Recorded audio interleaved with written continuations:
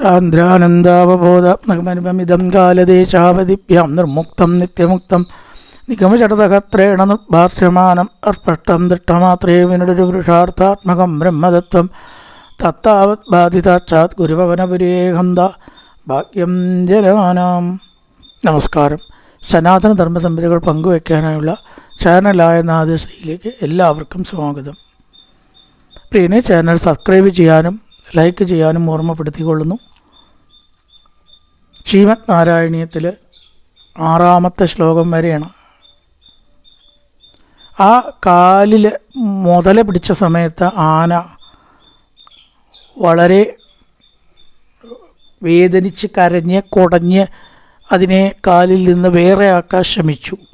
പക്ഷെ സാധിച്ചില്ല. പ്രാപ്തേ കാലേ തത്പദേകാഗ്രസിദ്ധ്യൈ, ഭക്തി ഉണ്ടാവാനും ഈശ്വരനാൽ മോചിക്കപ്പെടാനായിട്ടും വേണ്ടിക്കൊണ്ട് ഭഗവാൻ തന്നെ സൃഷ്ടിച്ചതായ ഒരു സന്ദർഭമാണ് നമ്മുടെ പറഞ്ഞത്.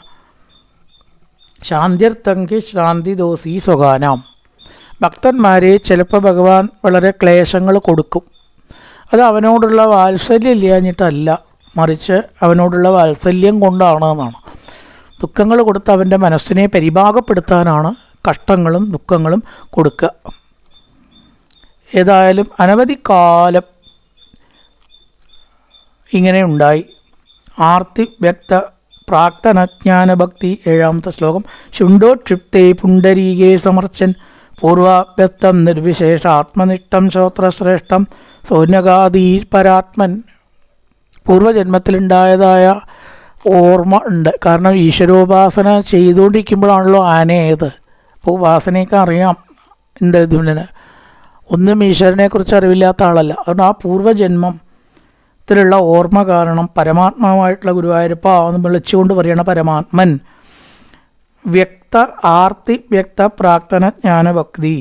ആർത്തി വർദ്ധിച്ചപ്പോൾ ആ മുതലയുടെ പല്ലിങ്ങോട്ട് കുടുങ്ങിയിട്ടേ സഹിക്ക വയ്യാത്ത വേദന നീറൽ അനുഭവപ്പെട്ടപ്പോൾ എന്തുണ്ടായി? താമരപ്പൂ കൊണ്ട് അർച്ചിച്ചു. ശുണ്ടോക്ഷിത്തൈ പുണ്ടരീകേ സമർച്ചൻ. തുമ്പിക്കൈ കൊണ്ട്, കാരണം കുറേ ഭഗവാനെ പൂജിച്ചതാണ്.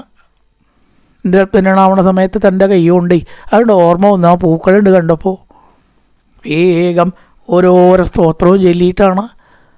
8-ാമത്തെ സ്കന്ധം ഭാഗവതത്തിലെ 2-ാമത്തെ അധ്യായം ദ്വിതീയോ അധ്യായ ഗജേന്ദ്ര സ്തുതിയാണ്. 3-ാമത്തെ അധ്യായം 2-ാമത്തെ സ്തുതി കഥയും 3-ാമത്തെ സ്തുതി അധ്യായം 4-ാമത്തെ ബലശ്രുതി. അങ്ങനെ വരിക. ഫലശ്രുതി അല്ല, അതിൻ്റെ പൂർവ്വചരിത്രം ഫലശ്രുതി അതിൽ വരുന്നുണ്ട്. അപ്പോൾ എന്താണ് ആ സ്തുതി? ഒരുപാട് സ്തുതിയുണ്ട്.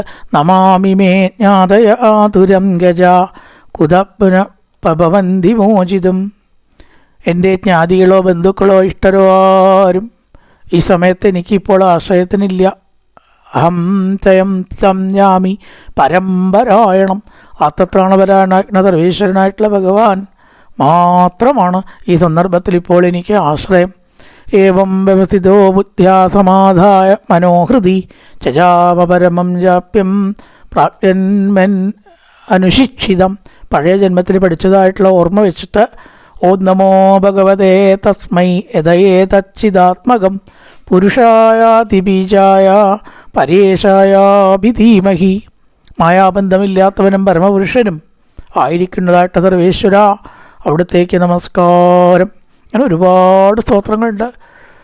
10-28 സ്തോത്രങ്ങളെ കൊണ്ടാണ് താമരപ്പൂവ് കൊണ്ട് അർച്ചിച്ച് ആ ഗജേന്ദ്രൻ പൂജിച്ചത്. ഭാര്യ, മക്കളെ, പുത്രൻ, ഇത്തരം സ്വജനങ്ങളുടെ കയറിലാൽ കെട്ടപ്പെട്ടവർക്കൊരിക്കലും കിട്ടാത്തതും ഈ ബന്ധങ്ങളിൽ നിന്നൊക്കെ മുക്തരായവർക്ക് ലഭ്യനാണ് ഭഗവാൻ. നാമകീർത്തന ബന്ധുക്കളർത്തകൃപുത്രാദി എന്നിവയിൽ ബന്ധിച്ചവനുലകിൽ നിന്ദത്തമോർക്കിലൊരു അന്ധന്നു കാട്ടിയൊരു കണ്ണാടി പോലെ വരും എന്നാ കൊല മമജ നാരായണായ നമ. ഏകാദശസ്കന്ധത്തിലെ ഏതോ ഒരു അധ്യായത്തിൽ പറയുന്നത്, അയ്യോ എൻ്റെ ഭാര്യ, എൻ്റെ പുത്രൻ, എൻ്റെ പേരക്കുട്ടി, ഇവരെയൊക്കെ വിട്ടിട്ട് ഞാൻ എങ്ങനെ പോവും? ഞാനില്ലാണ്ട് അവരൊക്കെ എങ്ങനെ ജീവിക്കും? ഇപ്രകാരം ചിന്തിച്ചിട്ട് മരിച്ച് പിന്നെയും ജനിച്ച് പിന്നെയും മരിച്ച് പിന്നെയും ജനിച്ച് പിന്നെയും മരിച്ച് മമ ആത്മജ ആത്മജ ആത്മജ എന്നങ്ങനെ വിചാരിക്കുന്നവർക്ക് ഒരു കാലത്തും ഈശ്വരനിലെത്താൻ കഴിയില്ല. എന്നാൽ അതൊക്കെ വേണം. പക്ഷേ അതിലൊന്നും ഒക്കെ ഓരോ മാർഗങ്ങളാണ് ഈശ്വരൻ്റെക്ക് എത്താൻ, അല്ലാണ്ട് അത് ലക്ഷ്യമല്ല നമ്മുടെ. അവിടെ പ്രധാന ലക്ഷ്യം എന്താ? ഉറക്കത്തിൽ ചോദിച്ചാലും പറയാൻ സാധിക്കണം ഈ ലോകമല്ല ലക്ഷ്യമെന്ന്. ഉറക്കത്തിൽ ചോദിച്ചാലും പറയാൻ സാധിക്കണം അതൊന്നും അതിനു വേണ്ടിയല്ല ഞാൻ ജീവിക്കണം, ഈശ്വരനിലെത്താനാണ്. ഈ ജന്മം കൊണ്ട് നേടേണ്ടത് അത് തന്നെയാണ്. അപ്പം ഇത്തരം ബോധമില്ലാതെ ബന്ധുക്കൾ, അർത്ഥഗൃഹപുത്രം ഇത് തന്നെ സദാ മനസ്സ് വയ്ക്കുന്നവർക്ക് ഒരിക്കലും കിട്ടാത്തത്. നമുക്ക് ഗജേന്ദ്രൻ്റെ സ്തുതിയിലെ ആശയങ്ങളാണ് പറഞ്ഞത്. ഇങ്ങനെ കുറേ കാര്യങ്ങൾ പറയുന്നുണ്ട്. ഒരുപാട് സ്തോത്രങ്ങളൊക്കെ തുതിച്ചു. പുണ്ടരീകേ സമർച്ചൻ താമരപ്പൂ കൊണ്ട് അർച്ചിച്ചപ്പോൾ അവസാനം പറഞ്ഞ എന്താ? നാരായണാഖില ഗുരോ ഭഗവൻ നമസ്തേ. ഈ 28ാമത്തെ സ്തോത്രം ഇങ്ങനെ ചെല്ലാനുള്ള ശക്തിയില്ല, താമരപ്പൂ അർച്ചിക്കാനുള്ള ശക്തിയില്ല.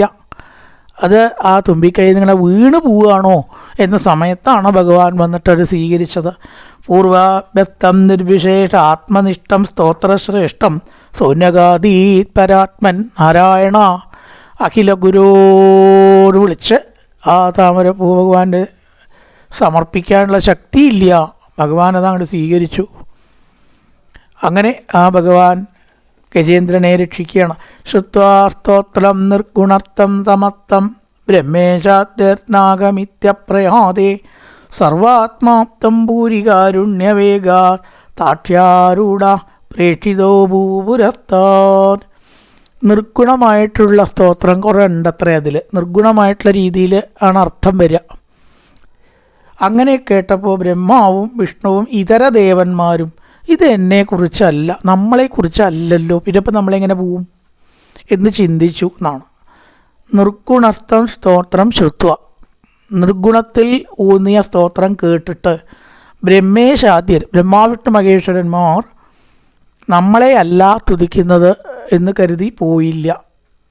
നാഹം എന്നെയല്ലല്ലോ സ്തുതിക്കുന്നത്, എന്നെയല്ല, എനിക്ക് ബാധകമല്ല പ്രകാരം ചിന്തിച്ച് സർവാത്മാത്വം ഏതൊരാളെ ഉദ്ദേശിച്ചിട്ടാണ് തുതിക്കുന്നത്? വിഷ്ണു ഭക്തനായതുകൊണ്ട് വിഷ്ണുവിനെക്കുറിച്ചാണ്. സർവാത്മാവും പരമാത്മാവുമായിട്ടുള്ള ഗുരുവായൂരപ്പ അങ്ങ് ഭൂരികാരുണ്യവേഗാൽ.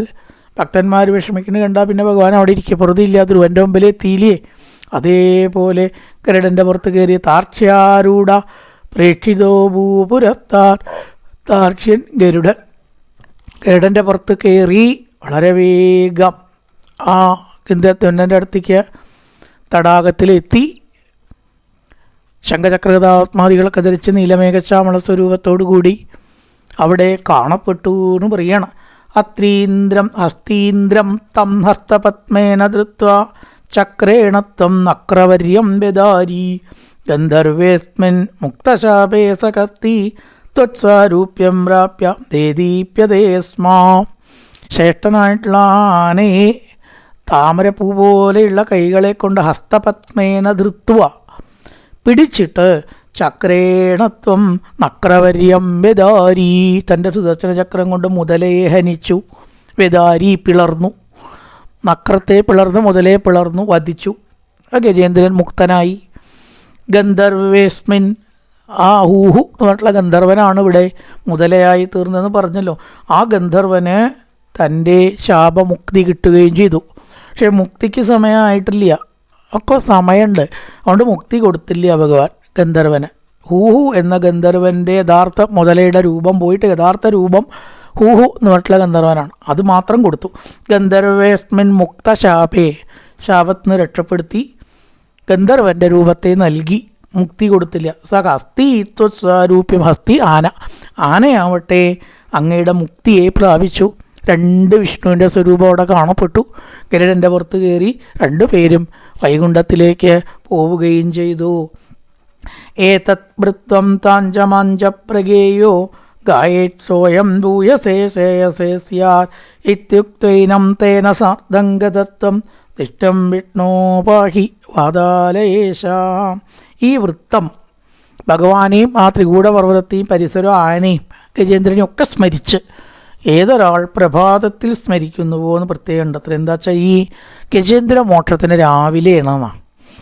ചില കഥകൾക്കൊക്കെ സമയം കൂടി പ്രധാനമാണ്. ഗജേന്ദ്ര മോക്ഷം രാവിലെ കേൾക്കണത് വളരെ നല്ലതാണ്. ഈ മോക്ഷങ്ങളൊക്കെ രാവിലെ വളരെ നല്ലതാണ്. കഥകളിയിൽ ബാലിയുടെ മോക്ഷം പ്രഭാതത്തിലാണ് വരിക. 2 3 കഥീൻ്റെ വെച്ചാൽ ബാലിമോക്ഷം അവസാനം വയ്ക്കും. എന്തിനാത്? പ്രഭാതമാകുമ്പോൾ ആ സമയത്ത് ബാലിയുടെ മോക്ഷത്തെ ഇങ്ങനെ ഓർക്കാമല്ലോ. ശ്രീരാമനെ ഇങ്ങനെ കണ്ടുകൊണ്ടാണ് മരിക്കണം. അപ്പം നമുക്ക് രാമനെ ഒന്ന് ഓർക്കുക രാവിലെ എന്ന് വേണ്ടിയിട്ടൊക്കെയാണ്. അപ്പം ഏതത് വൃത്തം താഞ്ചമാഞ്ച പ്രഗേയോ ഗായേത് സ്വയം ഭൂയശേഷേയസേ സ്യാൽ. ഈ ഗജേന്ദ്രമോക്ഷം കഥ പ്രഭാതത്തിൽ ഏതൊരാൾ സ്മരിക്കുന്നുണ്ടോ അവർക്കൊക്കെ ശ്രേയസ് ഉണ്ടാവും. ശ്രേയസ് ഉണ്ടാവും എന്നാട്ടോ പറയുന്നത്, പ്രേയസ് ഉണ്ടാവും എന്നല്ല. എന്താ ശ്രേയസ്സും പ്രേയസ്സും? ധനധാന്യം സ്വർണം ജാതികളൊക്കെയാണ് പ്രേയസ്. അതുണ്ടാവും എന്ന് പറഞ്ഞിട്ടില്ല. ശ്രേയസ്സാണ്, അത് മനസ്സിൻ്റെ അവസ്ഥയാണ്. അതേ ഈശ്വരതകളെ കൊണ്ടുണ്ടാവുള്ളൂ. കാശ് സമ്പാദിക്കാൻ വേറെ എത്രയോ മാർഗമുണ്ട് ഇല്ലേ? അതിന് ഇങ്ങോട്ട് വരണ്ട.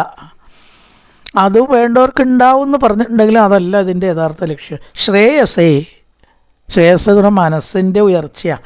ഇത്യുക്തൈനം തേന സാധംഗദത്തം വിഷ്ണം വിഷ്ണോ പാഹി വാതാലയേശ.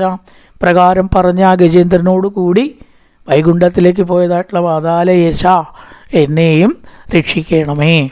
കായേന വാച മനസേന്ദ്രിയർവാ വൃത്യാത്മനാ വാ പ്രകൃതി സ്വഭാവ കരോതി യത്യസകലം പരസ്മൈ നാരായണായേതി സമർപ്പയാമി. ഓം പൂർണ്ണമദ പൂർണ്ണമിദം പൂർണ്ണാൽ പൂർണ്ണമുദച്യതേ പൂർണ്ണസ്യ പൂർണ്ണമാദായ പൂർണ്ണമേവാവശിഷ്യത്തെ. ഓം ശാന്തി ശാന്തി ശാന്തി. ഹരി ഓം ശ്രീ ഗുരുഭ്യോ നമഃ. ഹരി ഓം.